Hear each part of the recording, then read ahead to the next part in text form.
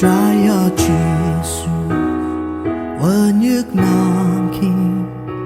Awi kayi tetalang Ika ayong ta nhân ngona cùng nơi yola ga awi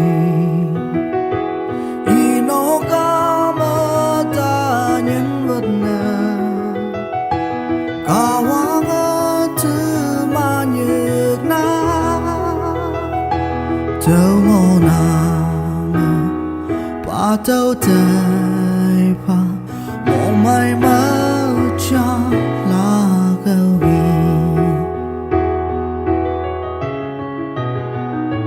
những ba chuyện thân yêu ta bơi mức tay ba kỳ kem ba lần ở ô mơ kata ma ngon nang iman ta ta con pha ta you ya ya bơi sa cha nơi pha ta ha tơ ở chim ha u ya